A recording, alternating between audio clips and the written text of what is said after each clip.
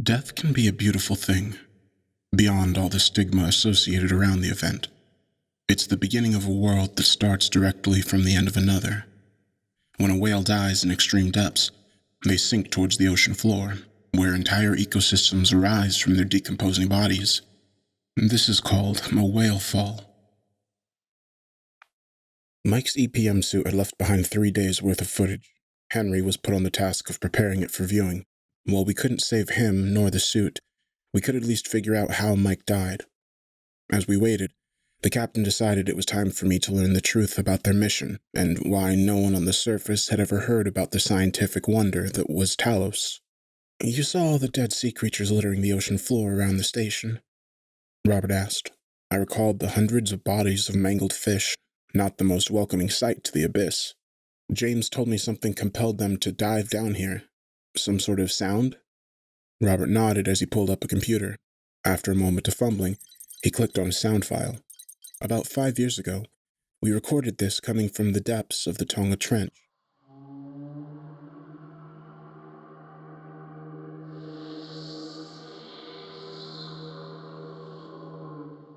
It was an oddly synthetic sound, like a whale's mating call had been pitched down and jumbled around, and in the midst of all of it, there was something that sounded like a whisper.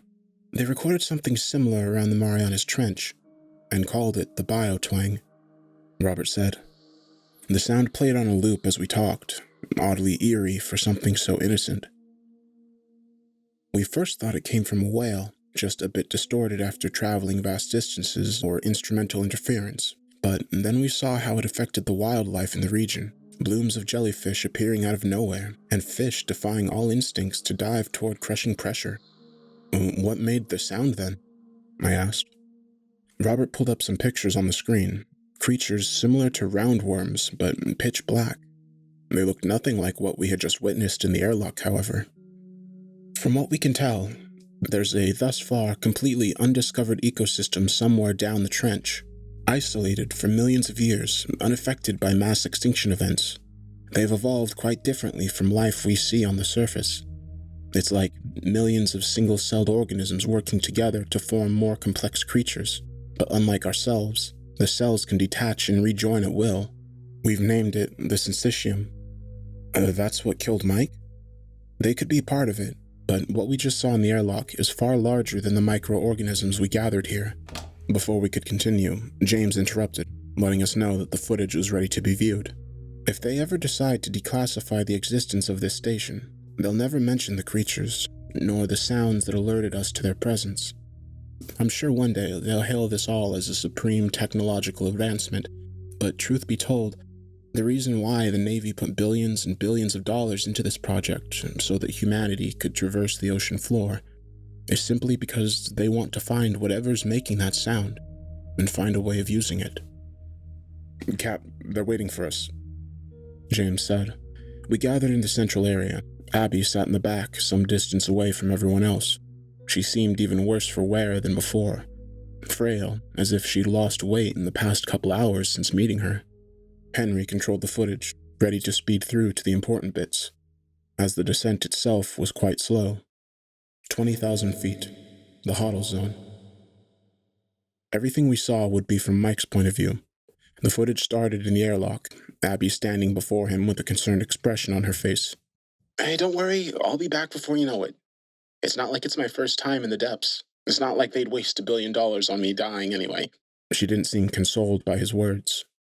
"This time it's different. We haven't tested the suit beyond 30,000 feet yet," Abby said. "No, but we've tested pressure. The suit should be able to go much further before breaking." Henry forwarded the footage. Mike stood directly at the edge of the Tonga Trench. To his left, a platform extended even further down to the huddle zone. An elevator sat at the platform's center. A short distance down the trench, he saw endlessly long tendrils gently swaying with the current. They belonged to the body of a malformed creature, looking like it couldn't possibly control its long appendages. Yet it seemed unfazed by the depths. "Guys, are you seeing this?" he said excitedly as he pointed at the bizarre being. "It's the Magnopina squid." He almost jogged along the edge to get a better view, and the suit audibly exhausted by the effort. Don't put too much strain on the suit, Henry interjected over the radio. It'll be fine. What else did they pay for? Mike asked. As he got closer to the squid, another popped up behind it, one with even longer appendages. Damn, I never thought I'd get to see one so up close. Stop messing around and get to the elevator, Henry demanded. Fine. Let's not enjoy our jobs then, Mike responded. He boarded the elevator and strapped himself in. The journey would take him another 15,000 feet into the abyss. It was a loud and sturdy piece of machinery able to withstand the immense pressure of the dreaded Hoddle Zone. Mike himself would control the speed of the descent, only handing over control to Henry should something happen. Not long after the descent started, Mike stalled the elevator. The suit's making weird noises, he said. That's normal. It's adjusting to the pressure change. We told you that it would happen the deeper you got, Henry explained with an annoyed tone. Yeah, I know, but you'll be fine. 27,000 feet. Once more, Mike stopped the elevator, directing his gaze at an edge sticking out from the cliffside. On it lay the corpse of a bowhead whale, almost half a planet away from its natural habitat. The whale had been partially hollowed out, riddled with deep-sea eels and tiny, eyeless fish, an entire ecosystem thriving from its death. How did that whale get here? Mike asked. It died, like all the other creatures down here, Henry said. Oh, yeah, but it's a bowhead. At least I think it is. Don't they live around the Arctic? Henry sighed. Just continue the descent. 35,433 feet. Horizon deep. The elevator reached the bottom of the trench after about an hour, allowing Mike to finally unbuckle himself from his seat. He grabbed a box of beacons to allow the next person to easier navigate the area. After stepping off the platform and getting away from its bright lights, it became abundantly clear that the bottom of the ocean was far from empty, and that entire bed was covered in previously undiscovered life. Millions of fungal-like plants covering the floor and transparent fat shrimp swimming between, apparently feeding off them. On the cliff wall itself, thousands of bioluminescent plants extended, just a stalk with a blue bulb bending in the direction of Mike's movement. It was hauntingly beautiful, looking as alien as anything from another planet. He continued along the cliffside, putting down a beacon every 100 feet or so. I half expected this place to be horrible, Mike said. You know, being named after the god of the underworld and all. No one responded to his comment. Guys, you can still hear me, right? Yeah, Mike, we can hear you, Henry said. We're here to work and not make stupid quips. Has anybody ever told you how much better life can be if you at least tried to enjoy it? Henry, stop being such a killjoy. We're making history down here. Henry didn't respond. How about you hand Abby the radio? Hell, I'd rather listen to the captain ramble about our protocol going on and on. Mike stopped dead in his tracks, reaching the end of the cliff. Before him was a steep fall, leading down to an endless chasm of darkness. Henry, are you sure the elevator took me all the way down the trench? He asked as he stared into the abyss.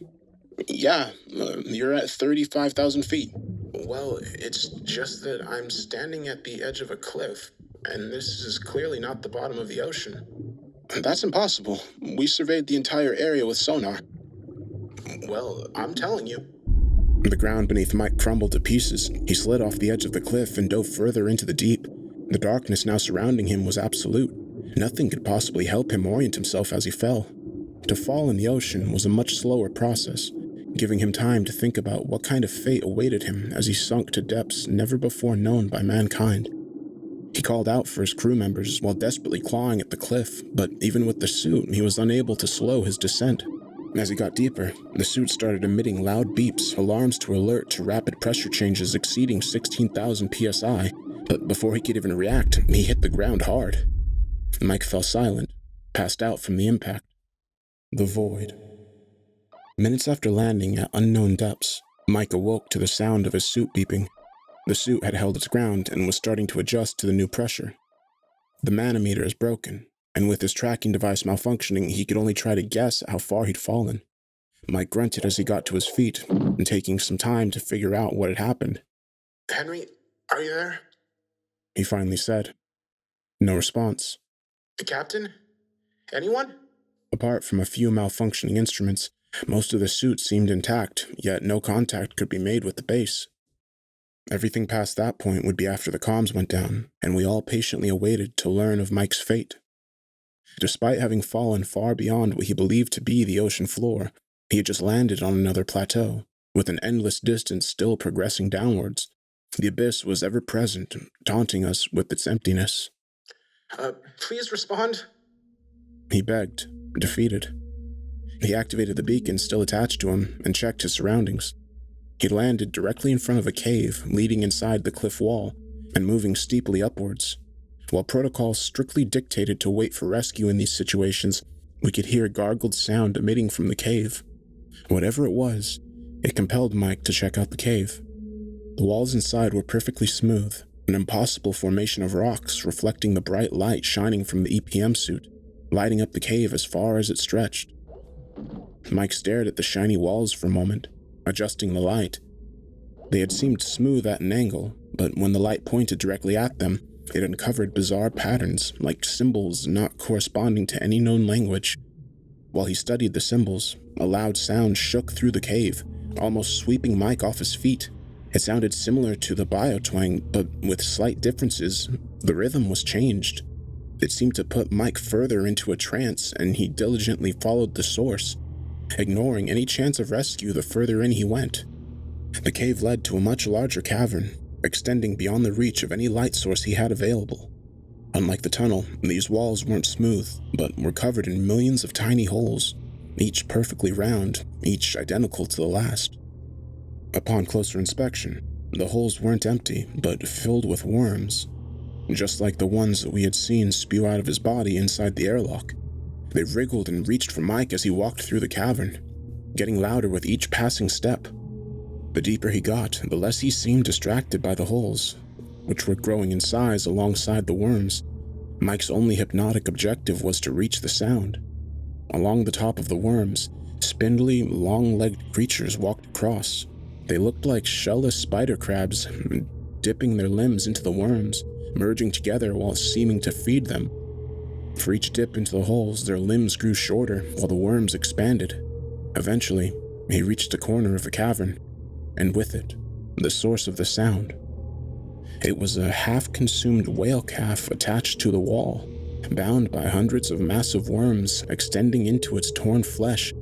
Despite being half-eaten and broken beyond any chance of life, it somehow didn't succumb, as if the worms themselves kept it alive, involuntary life support repurposed for their own needs. The calf gaped open its half-eaten jaw, so mangled Mike could see straight into its vocal cords, which were also covered in worms, tugging and moving them into position. The whale screamed, emitting another jumbled sound that pulled Mike even closer. While Mike was distracted, several worms had emerged from their holes, rapidly swarming around him. Within seconds, they had joined together, wrapping around his legs and climbing up the suit. It temporarily brought Mike back to sanity as he tried to tear the worms off, but they were far faster than him, trapped inside a slow metal box. He stumbled to the ground, allowing more worms and their spindles to cover each of his limbs. The creatures merged together, forming a sheet of flesh that soon covered the entirety of his body. Mike fell silent, and the camera showed nothing but a flesh-covered mass, muffling any audio save for Mike's panicked breath. He screamed as a loud bang almost broke the speakers. The sound of his suit being perforated and the mesh refilling the hole we had found on the sole of his feet. The creatures had gotten inside his suit, digging into his flesh, Mike crying in agony before falling silent. We all stood speechless in front of the monitor, now displaying nothing but a timer, proving the camera was still running. Abby had left, with James following to console her. "That can't be," Robert said. "Let me forward it," Henry said, half whispering in shock. We forwarded through almost 3 days of nothing while the worms incubated inside Mike, trapped alone in the cavern, no one knowing where he was. The camera started clearing up, the flesh sheet peeling off as the view showed that Mike had returned to the elevator. During the 3 days down in the trench the Syntium had occupied, covering it with their fleshy appendages, Mike was controlling it, or whatever remained of him inside the suit. He wandered toward the station, flakes of syntial flesh falling off him for each step. His crew called out for him over the radio now that they could reach him. but Mike could do nothing but gargle as worms had consumed most of his lungs. At the airlock, he stumbled inside, ready to unleash hell within the station, but for a brief moment Mike managed to halt himself. Perhaps the thought of hurting those he loved was enough for him to temporarily gain control. Just enough time to shut down the airlock, putting himself into lockdown. Mike collapsed to the ground. He had died days ago, but his will remained, even as he turned into nothing more than a vessel for the horrors he now carried within him. The footage ended. We stood there in silence for a moment, none of us daring to speak a word about Mike's cause of death. I hardly believed it, despite having almost fallen victim to the same fate. "Henry, call headquarters and tell them we're shutting this project down," Robert said, breaking the silence. "Jennifer, destroy the samples from the airlock. It's still sealed, right?" Jennifer nodded before heading toward the lab. "We need to make sure whatever this is, it stays in the abyss." I joined Henry as he attempted to call headquarters, the radio returning nothing more than jumbled static. Robert was checking all the security feeds, sending out drones to scavenge for the Somnium at the elevator. "Captain, the comms are down. I can't get any signal." On the security feed, we saw that the flesh of the Somnium had stretched along the ground, covering some of the corpses of fish that had littered the ocean. It was impossibly large, using the elevator and platform as a scaffold for climbing up towards the station. A loud metallic clang sounded throughout the station, followed by an alarm. "What the hell was that?" I asked. "Hull breach, Sector C," an automated voice said. "Isolate it!" Robert demanded. "What about just do it?" he continued. Henry frantically tried to navigate the security system, attempting to get an idea as to the extent of the damage. "What's in Sector C?" I asked. "It's the lab. Fucking hell, I hope Jennifer didn't get there yet," Henry said. While the station sealed, trapping anyone inside, another loud bang shook us. The alarm sounded again. "Hull breach, Sector B." Fuck. What now?" Henry asked. Robert stood still in shock, frozen by the decision of saving the station or fleeing. "We have to evacuate," was all he could say.